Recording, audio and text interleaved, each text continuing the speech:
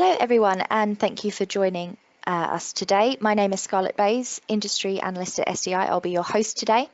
And today's webinar, we have Leeds Beckett University, who is a leader in higher education ITSM best practice, and they'll be sharing their journey to successfully becoming a 3-star certified service desk. And you'll discover some top tips on how to leverage ITSM within a higher education environment to deliver a brilliant customer experience. We have two wonderful guests today. Firstly, we have Alex Allen, and Alex is the IT Service Desk Manager at Leeds Beckett University, where his role is to develop and manage the IT Service Desk to ensure delivery of a responsive and customer-focused support service. In his 3 years in his post, Alex has shown strong leadership, a positive and proactive attitude, and most importantly, a passion for creating a best-in-class customer experience. After we hear from Alex, we'll have Andrew Bricknell from Ivanti, who is responsible for the sales team across the UK public sector, Ireland and the Middle East. Andrew has worked with Ivanti for over 18 years, having started initially as a service desk management consultant with the business where he implemented incident and change management and reporting systems. So before I pass over to Alex, I want to quickly mention that if you are a higher education service desk, our HE benchmarking survey is now open. So if you could please take a few moments to fill out the survey, the link is at the top of the screen, and tell us about your service desk. I'd really appreciate it. So the report itself will take an in-depth look at higher education, covering a broad range of issues from technology and metrics through to employee development and customer engagement. And not only will this give us the opportunity to benchmark and spot trends within higher education, but it will allow us to compare how universities function and perform with other industries. So obviously today's webinar is about Leeds Beckett's journey with SDI certification, which is based around our best practice standard. So what is SDI's global best practice standard for service desk? As we know, there are a number of best practice standards and frameworks that support governance and delivery of IT services and IT service management, and they help offer guidance on how to define and structure service. They include the likes of ITIL, ISO 20000, COBIT, TOGAF, CMMI, and BISL, for example. Many of these standards and frameworks include details on service operations best practice, but none of them are designed specifically for the service desk. SDI's Global Best Practice Standard does exactly that. The standard is open source, it's freely available, and it's designed to offer organizations a structure to embrace continual improvement and create real business value. And the best practice standard has been around since 2010, and it's created with the support of industry experts, leading IT best practice organizations, IT trainers, consultants, practitioners, and service management software developers. And the best practice standard complements ITIL and ISO 20000, and it provides a set of clear and measurable benchmarks for service desk operations, many of which aren't included in ITIL or ISO. The SDI Best Practice Standard essentially contextualizes best practice for the service desk practice, providing information on how to apply best practice operationally and at the service desk and through IT support. Organizations can also become certified through SDI's certification program. So what is the certification program? It's where organizations are audited against SDI's global best practice standard. It's specifically designed to certify the capability and quality of service desk and IT support. Achieving certification is an acknowledgement that a company's service desk and IT support operation meets globally industry standards and indicates compliance to best practice. The program acts as an indicator of IT service management maturity and capability, identifying key areas for improvement and development. It acts as a driver for continual improvement and offers the opportunity to adopt and align to industry best practice. There's more information on the SDI website where you can download the best practice standard itself and find out more about certification. So hopefully that's given you a quick understanding of SDI's certification program and our standards. So now I would like to hand over to Alex, who has lived the process, I guess. Are you there, Alex? I am indeed, yes. Fantastic. I will just pass over to you.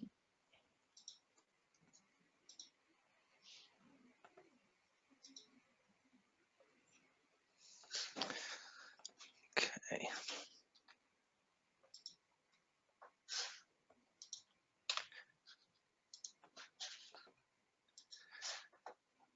Can you see that okay? Yep, we can see your presenter view. Presenter view. So you're just getting the slides, yeah? No notes? No, we see notes. Okay, let me fix that.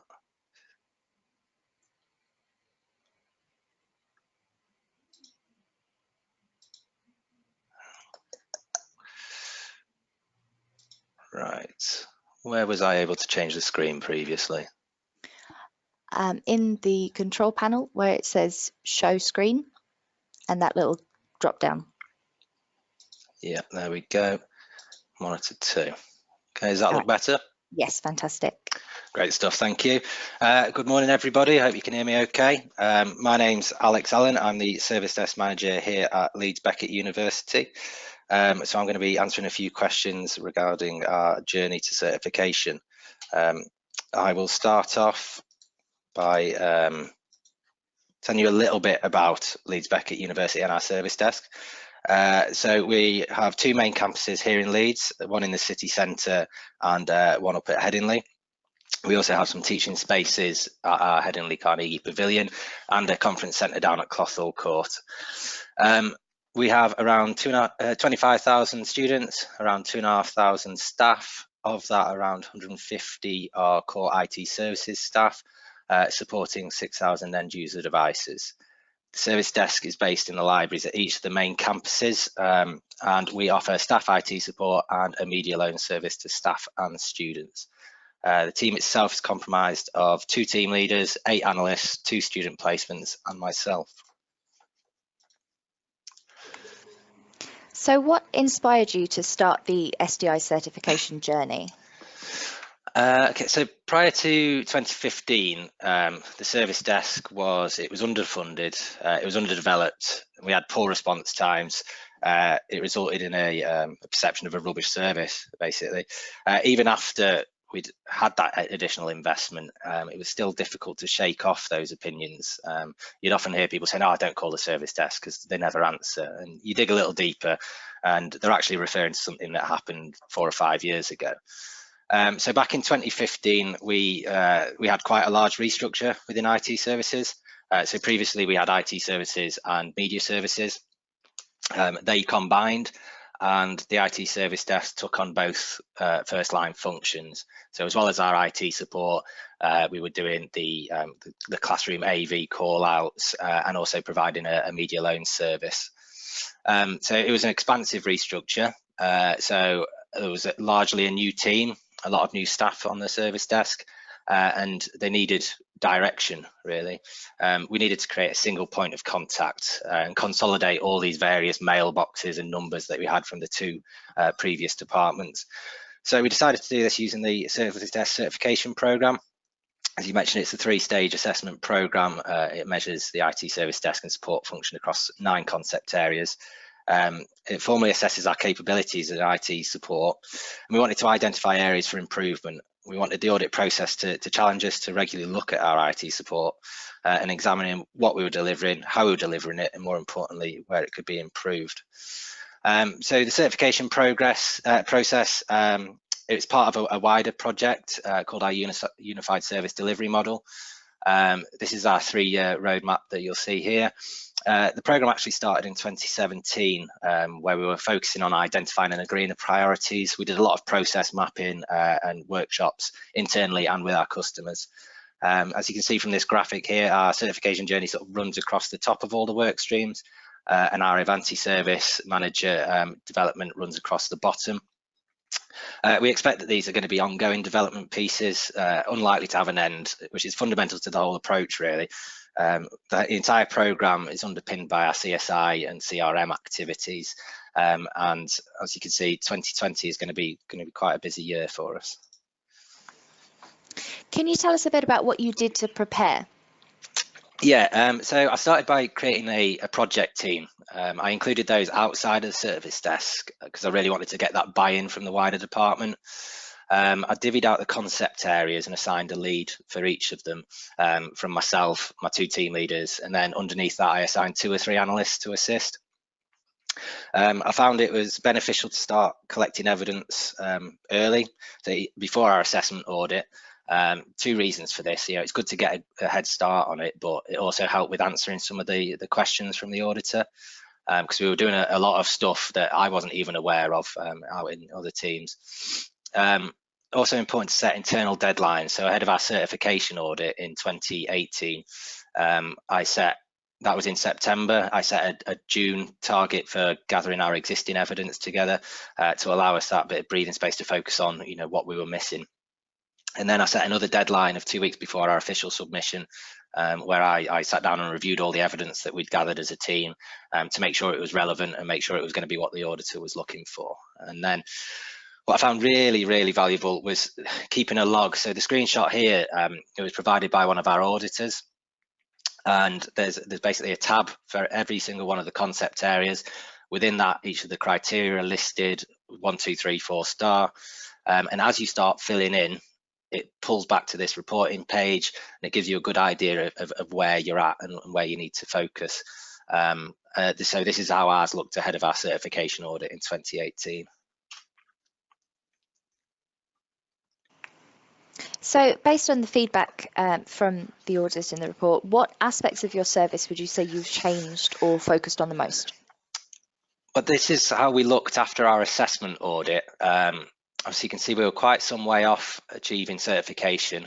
You need 2.5 overall, but importantly, you need to score 2.3 in each of the concept areas. So as you can see from this graph, we were some way off on some of them, and it really highlighted the areas that needed our effort most. So we started by looking at our processes. We split out incident and request. This was something where they were previously all bundled together and came in as incidents. We were mapping these processes because there's no point having a great tool if you haven't got the processes underpinning it correct. And then we were documenting what we were doing. And then we started looking at our tools. So the first one I was going to discuss here is I've mentioned that we run a media loan service for our staff and students. Now, this is a very popular service, and it requires significant resource from my team. Unfortunately, it doesn't really hold any value in the service desk certification world. You're not getting scored against stuff like that.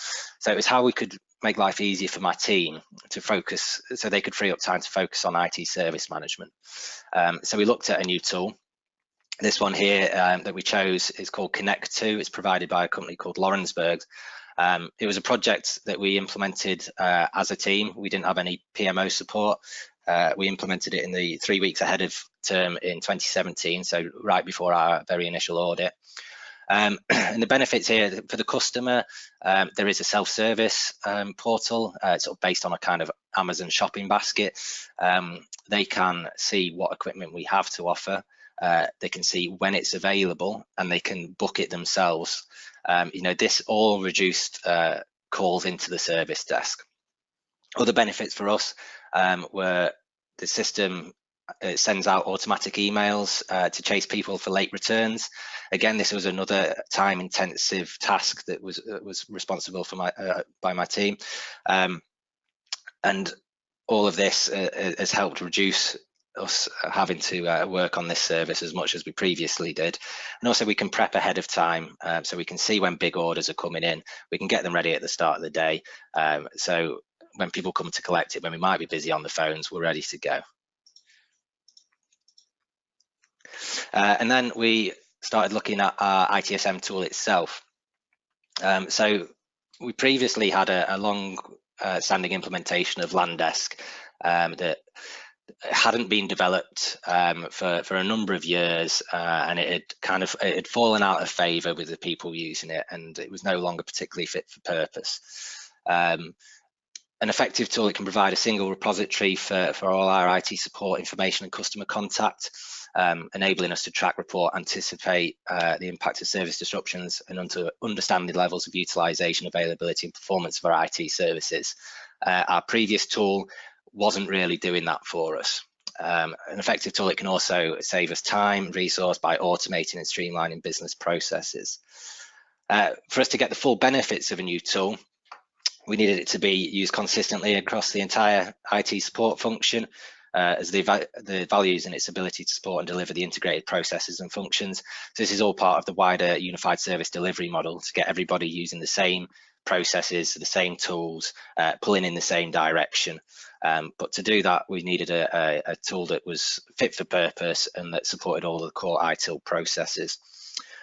So in August 2017, Ivanti Service Manager was chosen, and by September 2017, a project team was pulled together.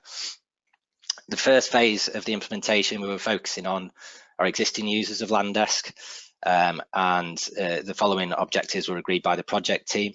An improved management of IT through development of reports and dashboards, separation of incident requests for a more effective prioritization and workload management, improved customer communications via automated notifications and emails, integration of the customer satisfaction complaints and compliments process, integration of major incident process, a user-friendly IT self-service portal, and effective knowledge base for empowered self-help. So here's a couple of screenshots of our dashboards and queues very shortly after implementation. Phase 1 went well, it was widely adopted.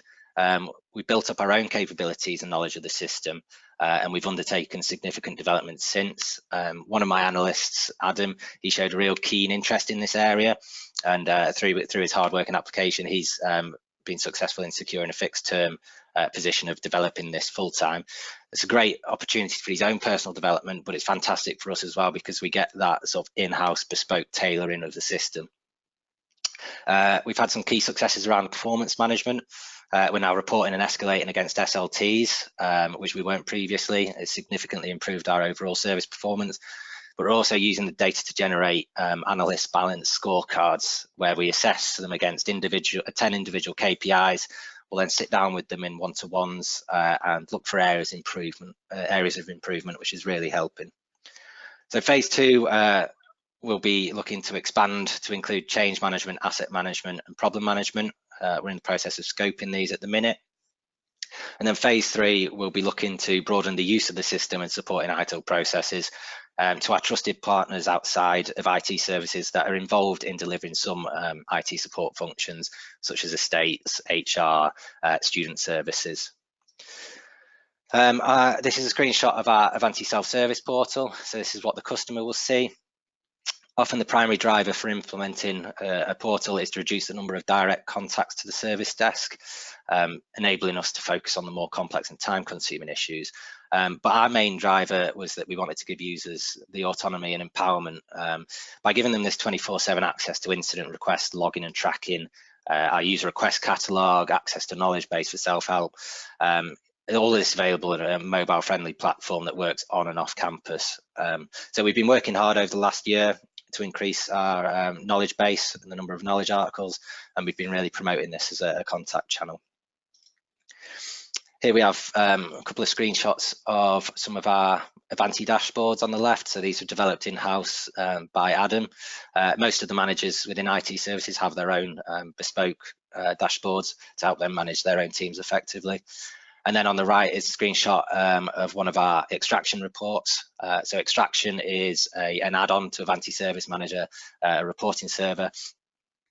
Effective reporting, it provides IT managers and staff and even customers with the information to support informed and effective decision making. We've now got a large amount of reports, which is integral to the evidence gathering for management information and performance results.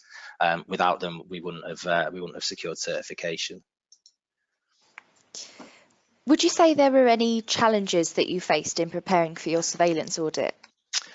Yeah, I think personally, getting back at it, the certification audit itself and the run up to it, it's incredibly intense. The gathering of all the information, and it's basically like a 4-day interview. So after you get the report and the celebration of the achievement, to step back into doing the hard yards of the process was a challenge in itself. Other areas, a lot of the stuff that we needed to do to improve from certification to surveillance needed the support of other teams within the department. This specific example, our business engagement and our continual service improvement processes relied on our IT business partner manager. So within that area of the last year, there's been a small restructure, a reprioritization of the CRM functions.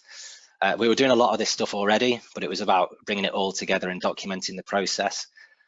We've increased our business partner approach, and all the information now feeds back into our CSI process.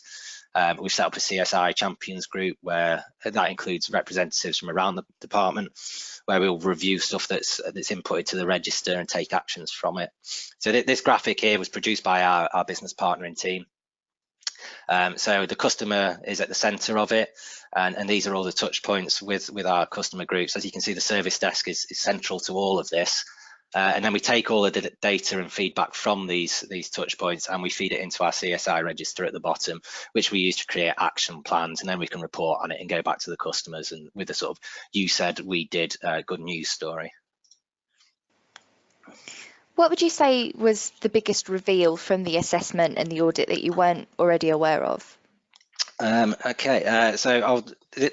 These are our surveillance scores here. Well, actually, these are our scores for our 3 audits. The purple is our assessment audit, the blue is our certification audit, and the red is our surveillance audit.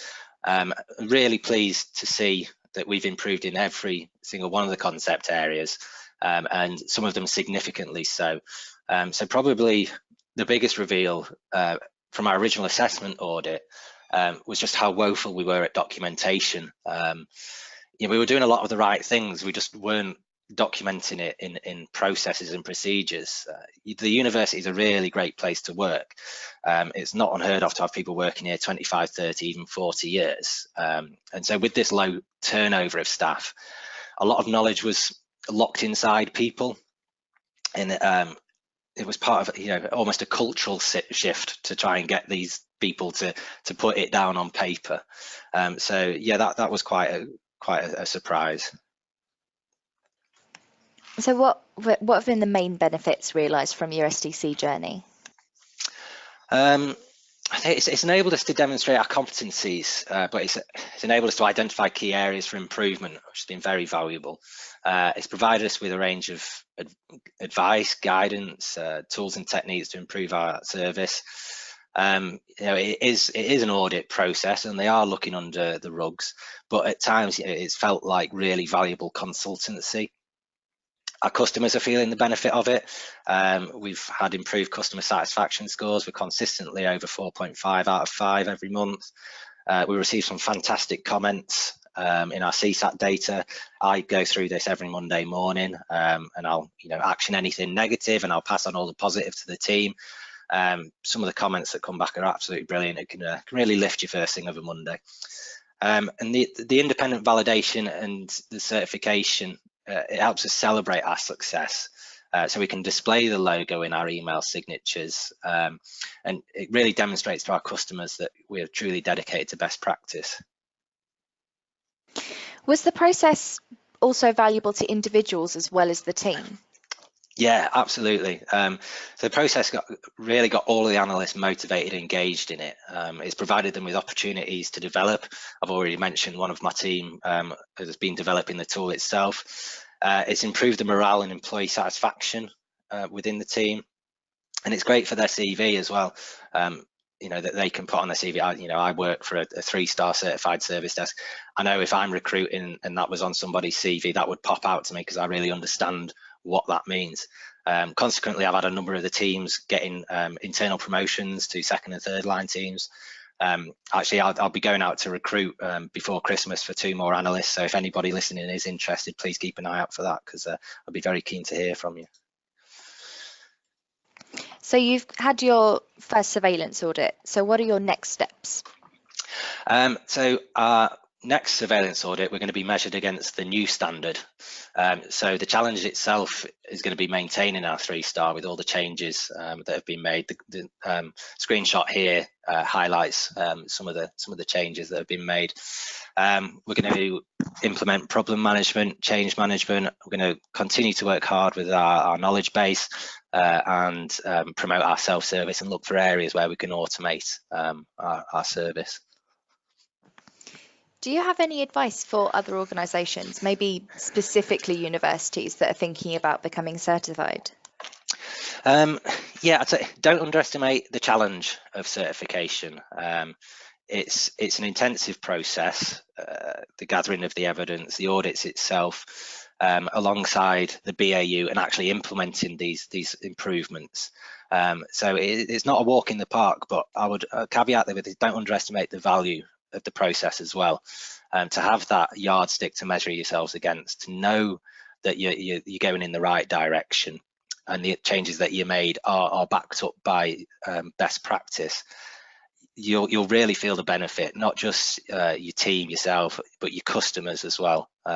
So yeah, it's been a great journey for us, and yeah, a challenge, but it's been highly rewarding. And one final question to end on a positive note: what are you most proud of that you've achieved during this journey? I think it'd have to be the reputation of the service and the team, not only to our customers, but also the department. If I think back to 2015, the service desk were the whipping boys of the department. Rightly or wrongly, it was the service desk's fault for this and that or whatever. It was a brand new team. The department wasn't 100% what they wanted from the service desk. So the service desk employees certainly weren't 100% sure of what was expected from them. I've found the service desk certification journey has helped us focus efforts by aligning to best practice.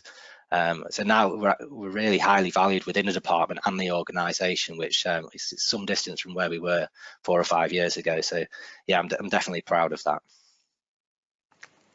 Okay, fantastic. Thank you for your time today, Alex. Not a problem.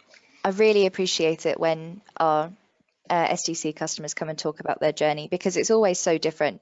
But I think it's really valuable, not only for you to be able to sort of look back and appreciate how far you've come, but also for other service desks to see the potential benefits that they could also achieve.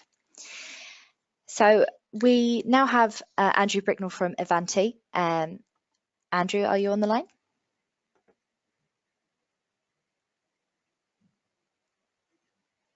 I am indeed, yes. I'm muting myself. Perfect. I'll just pass over to you now. Thank you very much.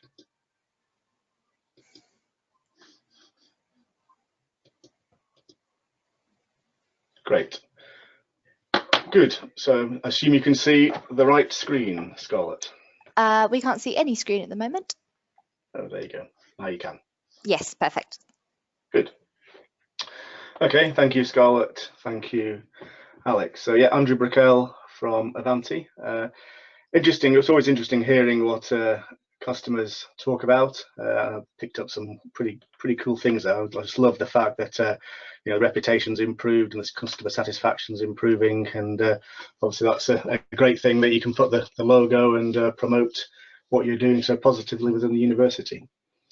What I'm going to talk about is, you know, a bit about how we see perhaps the challenges that organisations face in education and beyond, in fairness, not just education, but in public sector and the private sector, and how sort of we approach that from sort of our technology. But moreover, I'm also going to bring in some examples of what other universities are doing to improve the service in parallel to Leeds Beckett, to give you a bit more of a view from maybe a wider sort of customer base.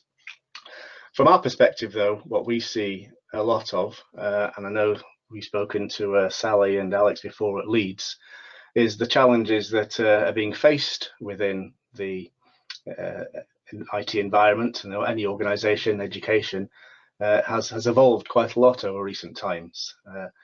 There are obviously, you know, a lot more devices around. You know, you're supporting people with their own, bring your own laptops and mobile devices. You've obviously got environments now where there's devices, you know, that students can use in libraries, plus obviously staff, heterogeneous environments as well with Mac and PC and so forth. People's expectations have changed, of course, with the service they expect to receive. You have people now sort of, you know, they're used to requesting things on mobile devices, apps, and getting access to things immediately as opposed to having to wait. And, you know, also in university environments, you've perhaps got things like shadow IT, where different faculties or departments were always very used to going off and buying their own kit or software, using it and expecting it to be supported centrally, which is quite difficult when there's all quite different standards out there. So yeah, huge changes, introducing a lot of challenges across the estate, across the organisation. And in parallel to that, what we also see is that you often have quite different silos that are in operation. You have maybe the service management piece and the service that's been delivered from there. But what often happens is it doesn't necessarily integrate or with other departments. You know, maybe you've got the desktop team or the security team or the cloud team all doing their own thing, but not necessarily together. So you've got that sort of silo mentality. I remember a few years ago talking to a chap and saying to him, you know, so obviously you're doing very well with the service desk, with the service management operation. You know, how are you sort of working on from a security perspective? How are you patching? And he was very clear. He said, it's not my world. I don't really care. You know, that's Dermot's world. You know, he deals with that, and sort of never the twain shall meet almost. So with all these different silos and then often manual processes between, that sort of ends up with people being quite reactive and the service can suffer. And I've got some good examples later of what another university has done to address that. But with that sort of quite sort of reactive world, there's no time for innovation, as it says, there's less time to be strategic. So from an Ivanti world, you know, we've grown. We have quite a varied portfolio. I'm not going to talk about this. It's not sort of a sales pitch, this isn't. But what we are going to talk about is how the service management piece, you know, with things like ITIL support, ITSM, you know, we heard already from Alex talking about, you know, how the processes and procedures are quite low initially, and how they've really sort of now huge change really. You know, there were 3 areas, weren't there, which were sort of quite low, and that's one of the big sort of significant changes.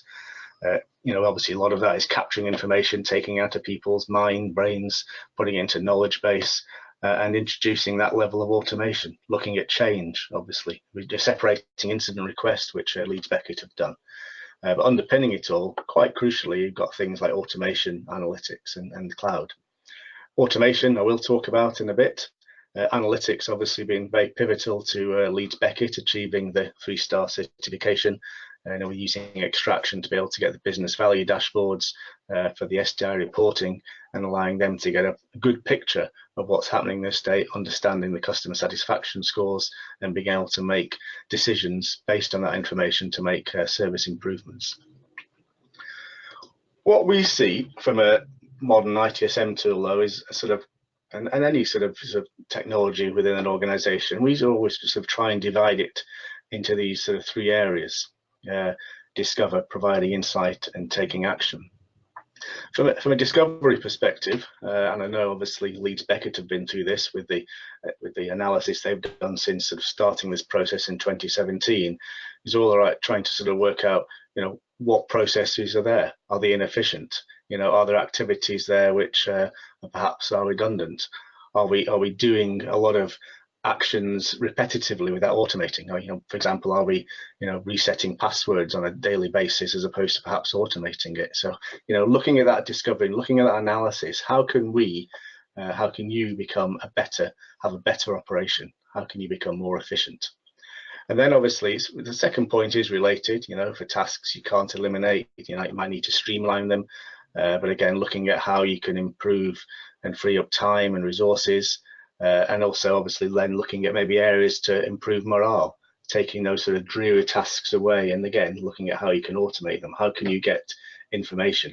This is where things like the business dashboards come in, the reporting comes in. And of course then one of the key areas is how can you take action? Now it might be manual, but it might be crucially automated. And obviously Leeds Beckett are talking about how, you know, the next stage for them is looking at the automation, it's looking at building the knowledge out.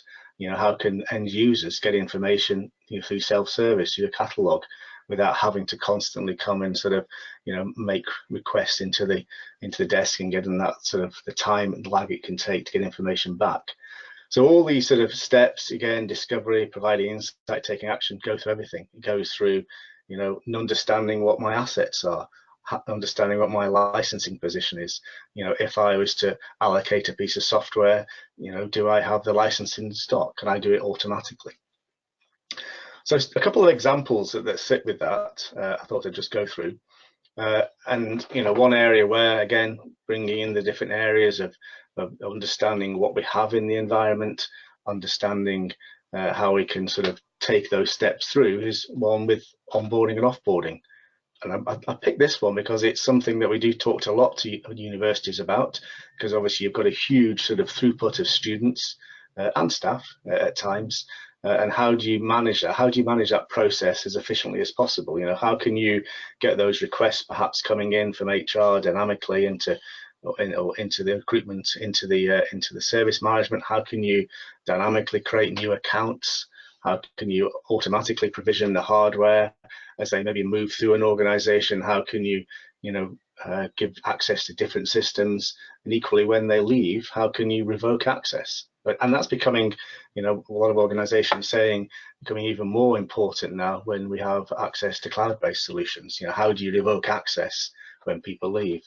There was a story I had from a colleague a number of years ago when he left a large corporate organization to go and work for a startup. Left on good terms and went to that startup, and ultimately didn't work out after 6 months. But he thought, okay, I'll go back to the organization I was at before. They welcomed him back, good guy. And the fantastic thing for him was that access to all his systems was there on day one. How cool was that? The issue was they were never taken away because the processes weren't there to actually revoke access, which again has a security implication.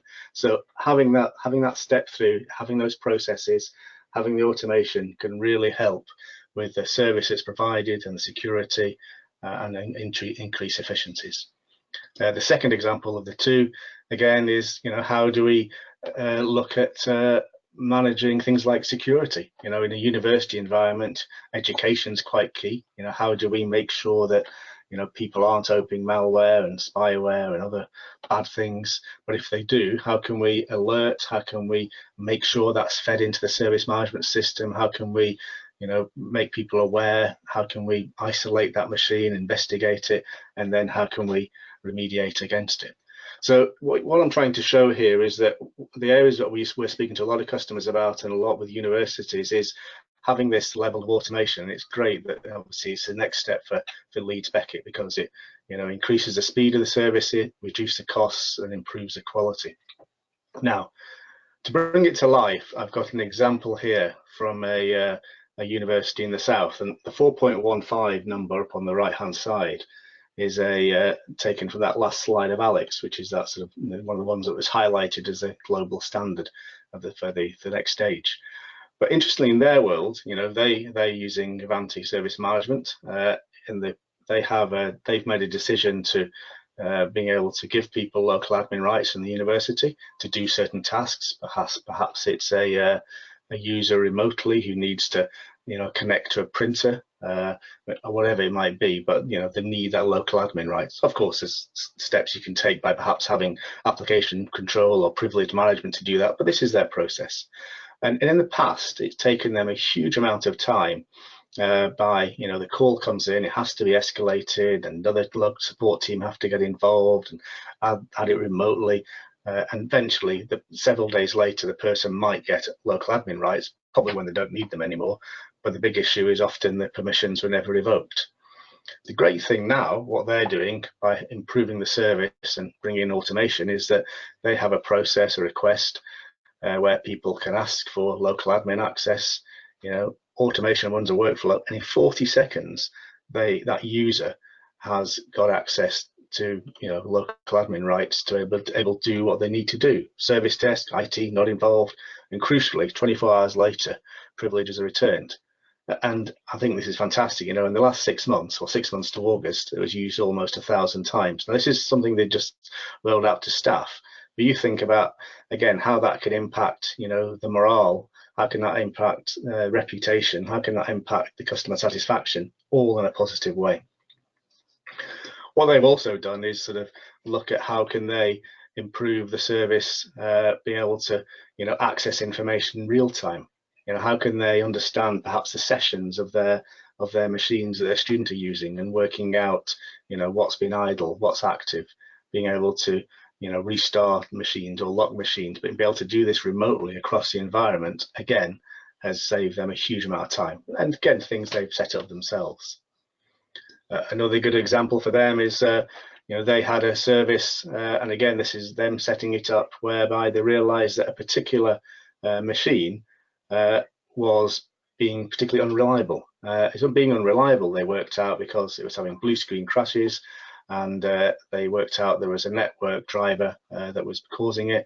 And so they were able to get this sort of dashboarding, the reporting, bring it together, being able to understand the situation, and then within the university being able to roll out the driver updates dynamically to then ensure that people using those machines weren't impacted, which I think is fantastic. Another one for them at the university was battery health, understanding, again, dashboarding, reporting, what is the impact of my estate of the batteries that are about to die, and how does that relate to the warranty, making sure you get them replaced before the warranty. This obviously saves a lot of money.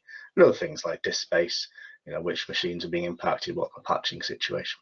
So that was, one university obviously being able to automate, having visibility, and being able to, again, provide that better service out to their estate. Another area that we see a lot of, and again, it's obviously something that Alex picked up on as a next stage, is going into some enterprise service management. Alex obviously spoke about how one of the next stages rolling it outside IT into state, into HR, into student services. And again, we're talking to a lot of organizations about this, and we can help in this area, because the great thing is Ivanti Service Manager can extend into these other areas: finance, marketing, education. Now, bring it to life, I've got another example, and this is from the University of Glasgow, and Mark Temple kindly allowed me to use these slides and sort of mention their name, but you can see what they're doing. They went live in April, and I know that Mark and Sally know each other from the independent user group that exists for the universities. They have a knowledge base, but crucially, they're using it in all these areas, library, AV, and also in quite secure areas, which I've highlighted here, like HR, campus security, crisis support, but crucially all in the same system. So it doesn't matter as an end user what my issue is. I know I can go to one place and ask for help there, and it gets routed and tracked to the appropriate people with the right skills to support me.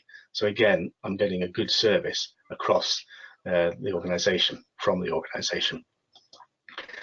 You'll see some similarities here with what Leeds Beckett showed with the Glasgow one. Again, how can I get information? How can I request something? How can I access a knowledge base? And again, you can see how it can be extended, how other organisations are doing it, and what's obviously next for Leeds Beckett.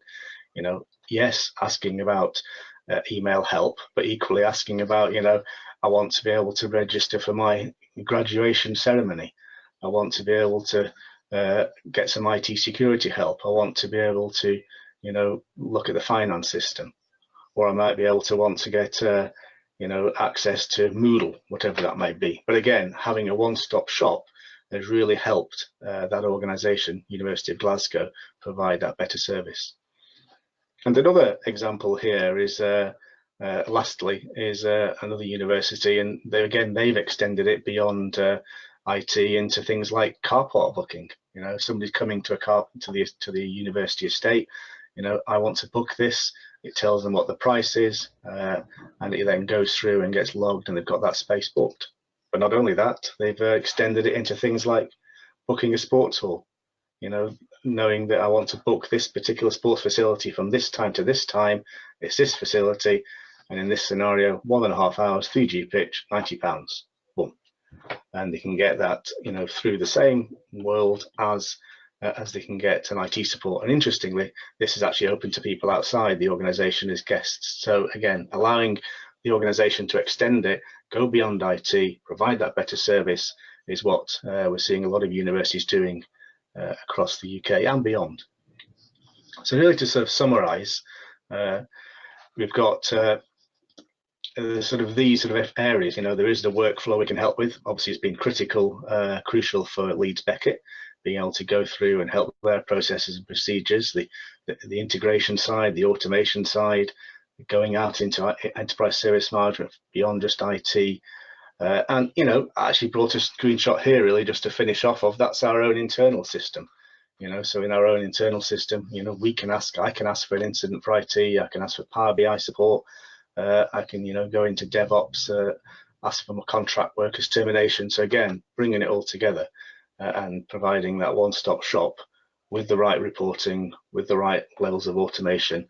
Again, those are the areas where we see organizations benefiting.